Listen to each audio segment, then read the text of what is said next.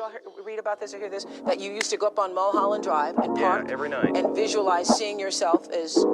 Yeah, I would visualize, This is when you were broke and poor. You know, right, having directors interested in me and people that I respected saying, you know, I like your work or whatever that is, and I would visualize things coming to me that I wanted or whatever. Drive home and think, well, I do have these things. They're out there. I just don't have a hold of them yet, but they're out there. I wrote myself a check for $10 million for acting services rendered, and I gave myself 5 years, or 3 years maybe, and I dated it Thanksgiving 1995. Just before Thanksgiving 1995, I found out that I was going to make $10 million in dollars.